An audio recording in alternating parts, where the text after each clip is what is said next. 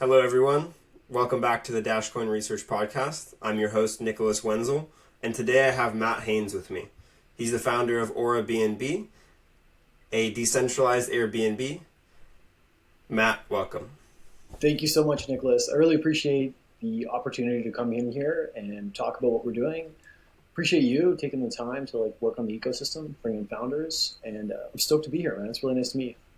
Happy to have you. And where are you joining us from today? I am joining you from lovely Costa Rica. I'm originally Canadian, but currently reside in Costa Rica. I've been here for 8 years. Love this country. And I think it's been foundational in a lot of the belief systems that I've put together in building Aura BnB, and it will be foundational in a lot of the belief systems that we have going forward, but we can get into that. So yeah, Costa Rica, originally Canadian. That's awesome. Can you tell us a bit about the project and what it is at a high level? For sure. Yeah, I think to disseminate it, we could probably even start at a relatively low level, because when I start to talk about what the plans are for the future, I think people can get a little muddy. So on a very basic level, what we're building is essentially if the unique stay section of AirBNB was user owned, that would be Aura BnB. So specific, very cool, interestingly branded, experiential stays owned by the people. Love it. And how did you find out about Believe? Interestingly, it's kind of a funny story, and the whole Believe story is hilarious. It's just somebody randomly tagged me on X, and I had been working on this idea and this conceptualization of further iterations for the last 2.5 years. I've had this thing inside of my head that I wanted to get out for so long. And somebody tagged me, and I said, I'm contemplating just launching a token. They said, why don't you do it on Believe? And I was just sitting there, and it was a Sunday night. I think it was a Sunday night. And I was like, you know what? I've built so many different products for so many different people over the last few years. I've never launched my own token. I've never done anything for myself. And I feel like over the last few years, I've been blessed to amalgamate a lot of friends and a lot of knowledge. I was just what's the worst that can happen? I just typed in a little tweet, sent it off into the ether, and then here we are today. I had a similar experience. And it's funny how many of the Believe founders I've talked to, the vast majority of them kind of launched without thinking too hard about it. They just wanted to experiment and try something new. And everyone I've talked to, the token has been a net positive impact on their drive to build a cool product.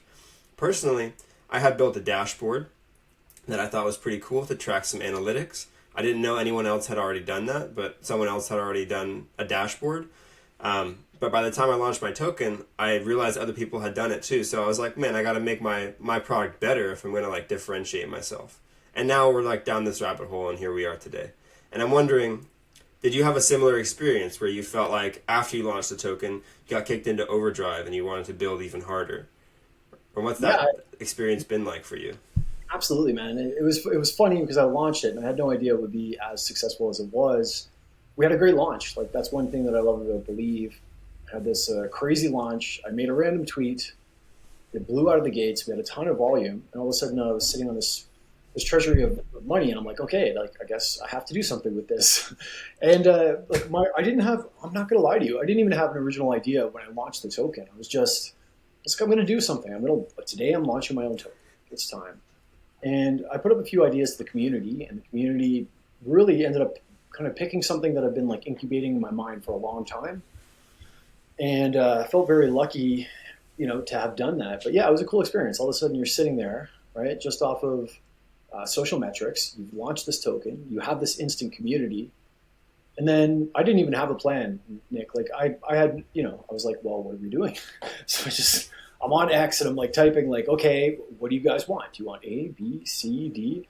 And then all of a sudden, you've got a certain amount of responsibility in front of you because you do have a treasury, and you have people who are like, hey, what are you doing?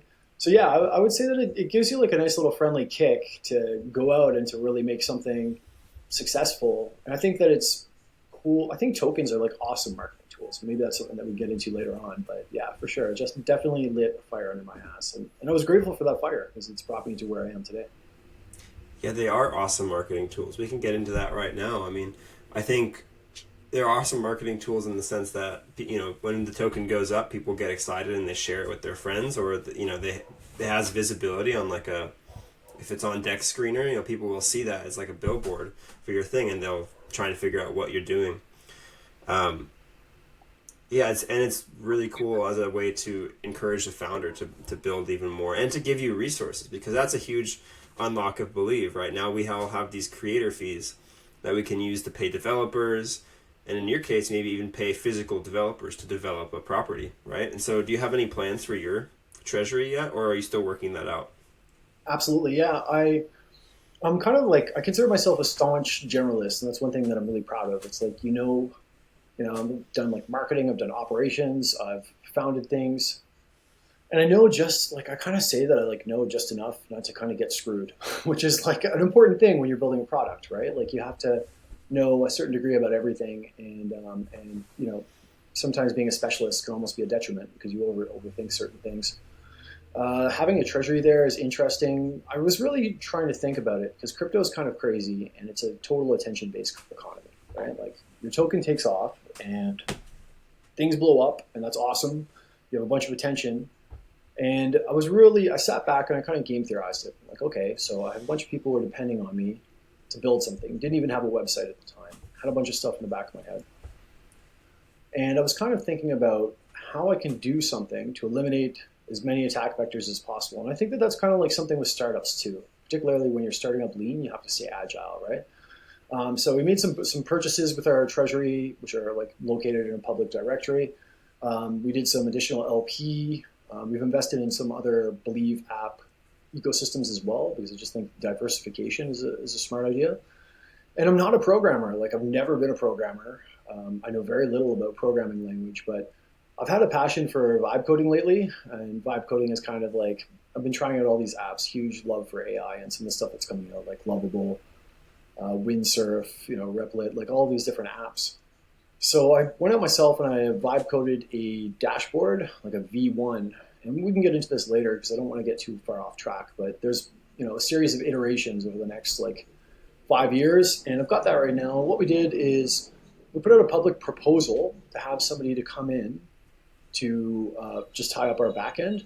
Just in terms of APIs, like I know so much, but I'm not a backend specialist. So we do have an RFP out right now for community. We've gotten some proposals in to tie this up, just to give us like a basic dashboard, and that's what we're going to do with that.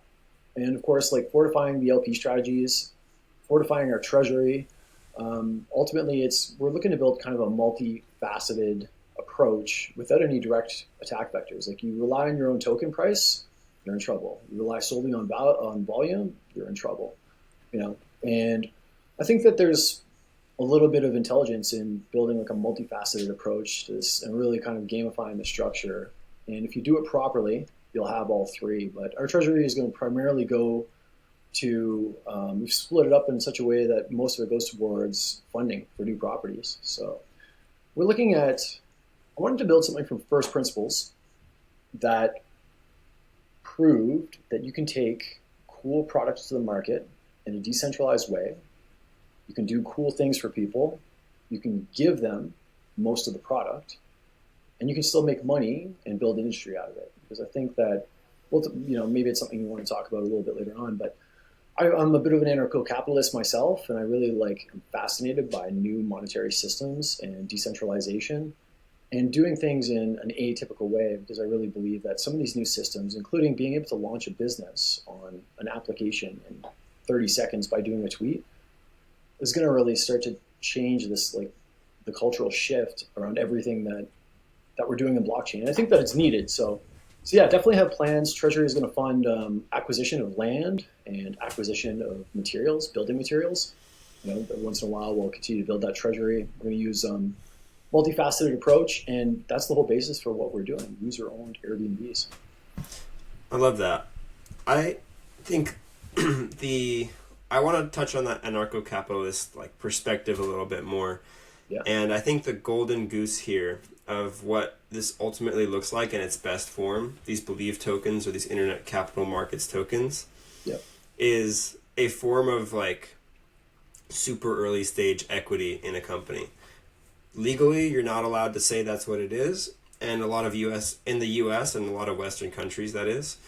Around the world there's different regulations, but in the US you can't say it's equity. You can't provide dividends to shareholders or whatever. You can't treat coin holders as shareholders, and I think that's a massive problem.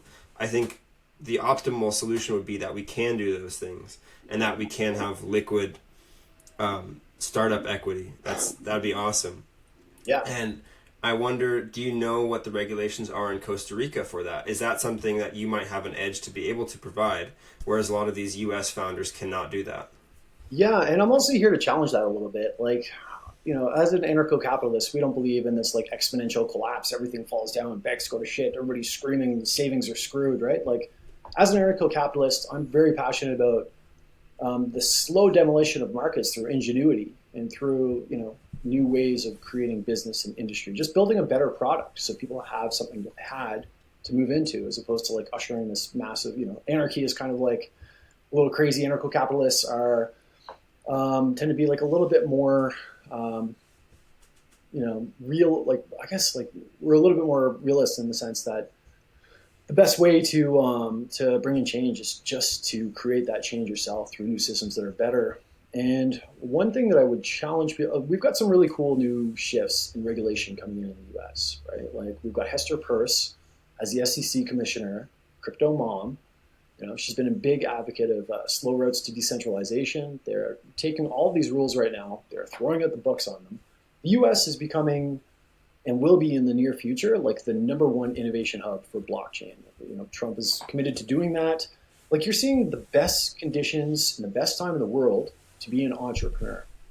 And the best way to do it, it's kind of funny that you mentioned this, like you can't call them equity. Like you can actually call them equity. If you look at structure that we intend on using, this isn't like private alpha that I want to keep to myself. This isn't something I'm trying to hold from people because I want to see people do this at scale. And they can do it with Believe app. You've got decentralized trust structures that are like structured in places like Guernsey. And spent some time talking to an SEC lawyer about this. I've been looking at these regulations for a long time. Like everything's written in gray, and that's for a reason, right? So they can like always kind of get you if they need you. But there's a beautiful thing about that gray too. And the beautiful thing about that gray is that there are also structures that people are using in the US, such as these Guernsey trust structures. And when you are able to separate an asset from the payouts using like a decentralized trust structure, then people become holders of a trust. And it's kind of a different vehicle in the sense that nobody will actually own any of these properties, right? The same way, like if you do this with a company, nobody necessarily owns your company, but they do own a part of that trust. They can own a part of that trust. There's different ways underneath the Howey test to break up common enterprise. And this isn't like weird trickery. I'm not trying to like run some weird witchcraft. Like these are things that people are doing, and the laws are constructed in this way. And some of the wealthiest people in the US use these laws in the same ways to be able to do the things that we're looking to do to create a more equitable economy. But when you remove the payments from the actual structure, you put the structure in trust so that all of your investors have, they understand that there is arbitration on the side there. You can start to do payouts directly from the proceeds of the trust, which are separated from the actual asset, and things start to get really interesting. So I'm here to kind of challenge the status quo a little bit. And for anybody who's watching this, who's interested in launching on Believe, ideally, or anywhere otherwise, there are vehicles out there that are really changing the game. The US has kind of said, like, look, crime's not legal, but just about everything else is, And this is nothing that's like fortified, but they're saying, like, if you are acting in good faith, we want you to go out there, we want you to innovate, we want you to build better financial models. You've got the best people in the government right now. You've got the best people in the SEC. You've got the first president in the world who's literally building on blockchain. Like, there's never been a better time to be an entrepreneur. And using these decentralized trust structures, everything's about to change. I love it. I'm super excited. When the election happened, I was jumping off the walls with excitement. I mean, this is what we've been waiting for as crypto nerds. Like, this is one thing that really excites me about it. And that's why I've been so focused on Believe, because I think there's such an appetite for traders to be able to trade something that's not just a meme coin or a governance token. I mean, the fact that Uniswap has done so much volume, but the Uniswap token holders didn't actually get any of that money, partially because it's like it's legally a gray area to do so. That's a big issue, and people don't really want to trade that kind of stuff. People would love to trade an app that they love to use, and they would like, there's an app that they love to use, and they could get shares in the potential future profits of that app. That's a hotbed for speculation, and in crypto, that's fun. To me, that's fun. It's exciting for traders. We need a net new asset, and I think these Believe tokens are the first iteration of that, and we're going to see a lot more. One of the gripes I have with Believe right now is the fact that they take such a high percentage of the fees. I think they do a 50-50 split, and that's quite high. I'm curious to get your take on that. If you think that's high or it's justified, or what percentage split you think it should converge to in the future. Yeah, it's kind of an interesting question. And there was even a moment where I was wondering kind of where some of those things were going. It's like you have to step back and look at things holistically. Right? I literally made a tweet on the internet, and I had $20,000 in funding to seed my business, to seed a decentralized structure for the future sitting in my account. And I did that through using their infrastructure. There was the attention came from the infrastructure. The community came from the infrastructure. It's hard when you step back, to really like assess things and to be mad at the platform for taking, I didn't have to put down a cent in liquidity. I didn't have to I literally didn't do anything. All of a sudden there's like, hey, I have this token and I'm getting fees from this token. All I have to do is put in a little bit of effort. So, is the percentage high? It really depends on the utility that you're getting from the launch. And the utility that I got from launch overall was amazing. I was really impressed and very grateful for it. And I also think too, it's very easy to judge an early stage startup and to say, and this is one thing, it's kind of funny. You're sitting in Telegram and people can I've always used this analogy, and forgive my language, but it's Telegram and some of these decentralized communities are the only place where somebody can kind of walk into your office, kick open the door, and kind of take a dump on your desk. Do you know what I mean? So it's everybody has an opinion, and opinions are the expression.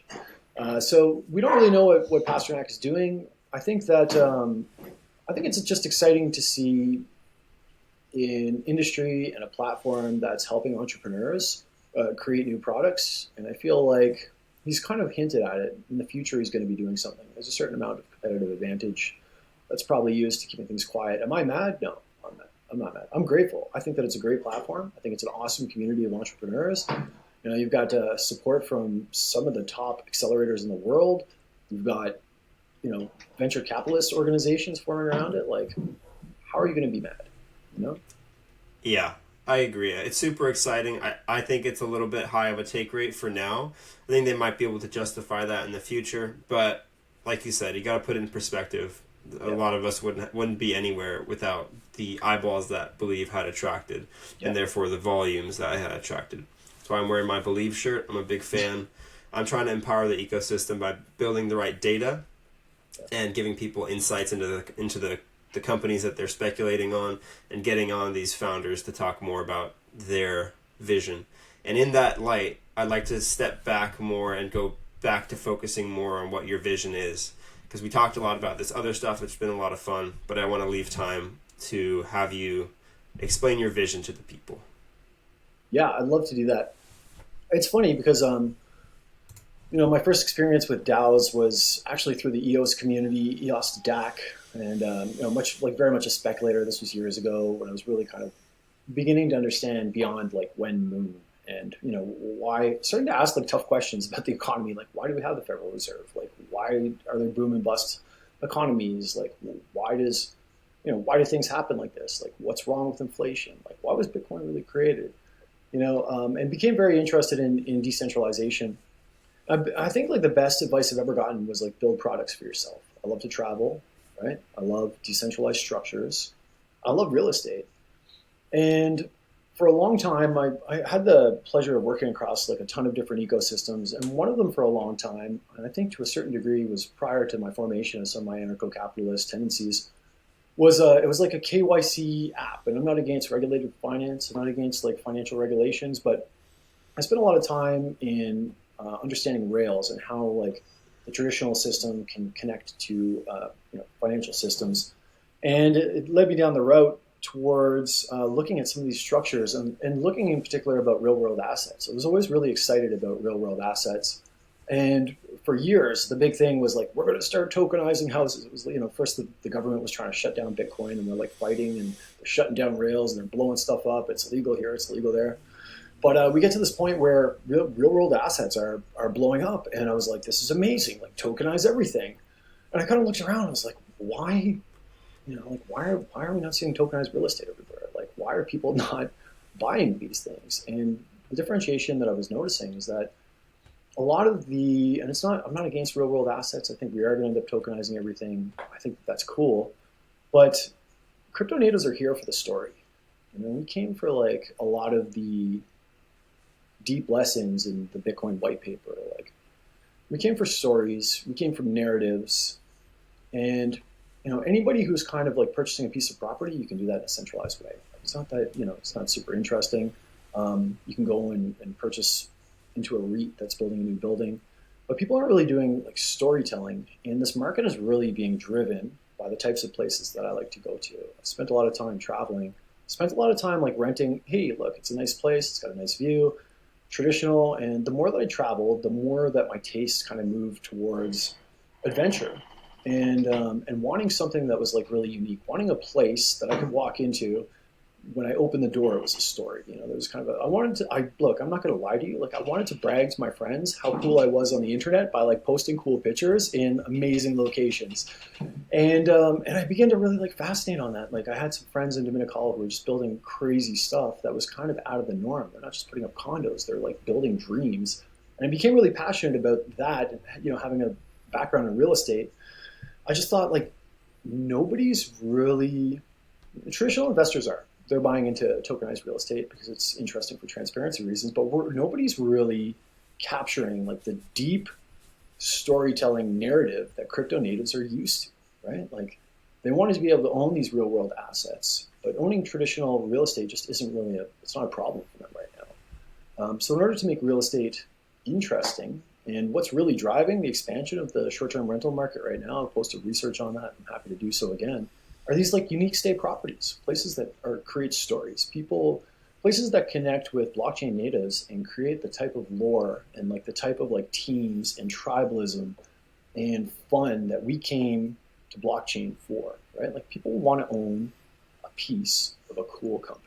People want to go to stay somewhere really unique, and if they can buy $5 of that place, they're gonna buy it, right? There's, hey, I own a piece of the capsule hotel in Costa Rica. Like, so it's just, I think that that what we're doing is really taking storytelling to build beautiful structures that are community owned, and we're using blockchain and tokens in the way that they should be to recruit a community. When you can create a community, you can have 200,000 owners of an Airbnb. You've got 200,000 people screaming your name on the internet. You've got this wild little like marketing army. So what Aura BnB is really just decentralizing Airbnbs. Like, if you looked at the unique, I say it like this: if you were to see, I love tablet hotels, right? Tablet hotels, super boutique-y, cool, interesting places, and I love the unique stay section of Airbnb. So if those two things had a baby, and it was user-owned, that's the vision for Aura BnB. Could you expand on what a tablet hotel is? I'm not familiar with that term. Yeah, Tablet Hotels is just a really unique brand that does kind of boutique stays, right? Boutique stays are really the things that are driving this market. So just stays that are kind of outside of the norm, things that you're not going to your real estate agent to book, hotels and locations that are unique, experiential, and have a certain degree of like reputation and service assigned to them.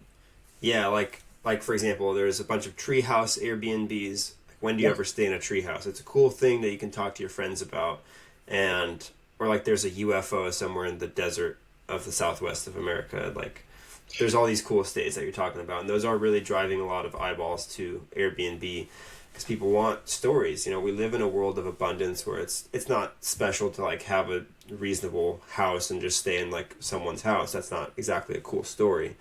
So now I think we're expanding to something exciting, like wanting to stay in these tree houses. You know, it's not practical per se, it's just cool. And you're saying that you want to decentralize the ownership of these. Do you have the logistics of that laid out yet, or are you still working on exactly how to make that a practical possibility? Yeah, I'm trying to kind of streamline what I'm about to say here because my brain is always like moving 1,000 miles a minute. This is a much smaller iteration of something much, much bigger that I've had in the back of my head for a long time. Like, why shouldn't the coolest locations on the planet, the most amazing structures, the best stories, like, why shouldn't they be owned by the people? Why don't people deserve to be able to participate in those things? And I think that they do. So the structure is very easy. It's just a matter of setting up a decentralized trust.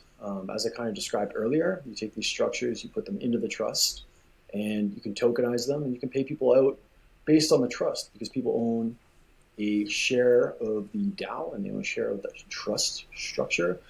And when you get into some of the securities laws, it separates that theme of kind of like common ownership. There will be a designated quorum that you'll have to do to participate, that you're driving the decisions of that DAO, and it's going to start off a little bit more centralized. Like, we'll have iterations. It'll be governed by a charter, and that charter will allow token holders to be able to make initial decisions on the place.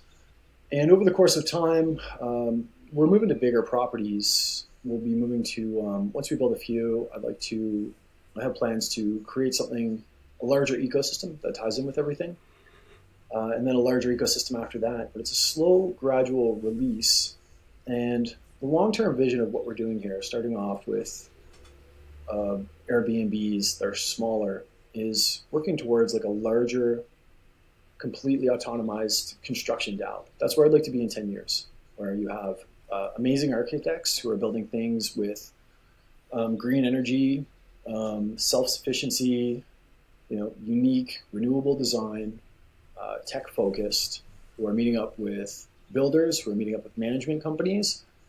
It sounds like a little bit audacious, but I do have a roadmap to decentralize, and you can check out one of our PRDs. We've kind of created how we're going to lay this out and how this is going to work. I'm happy to speak on this a little bit more, but I want this to be not just the largest decentralized real estate trust in the world. I want it to eventually compete with some of the largest trusts in the world and be completely decentralized and be for the people, because I think that it's like a really cool David and Goliath story. We've got to start really small. First place, a glass house, little wood-fired hot tub here in Costa Rica, a beautiful place. We can go and just take photos, buy a token. When money comes in, it gets shared with the holders of that trust. But I really have like a long-term vision to completely decentralize this thing. And it's kind of a legacy project for me. In 10 years, I'd like to be able to step away by adding infrastructure slowly to what we're building over time, to the point that it is literally the largest decentralized, autonomous, and hopefully like centralized real estate trust in the world of amazing locations globally, but like one step at a time.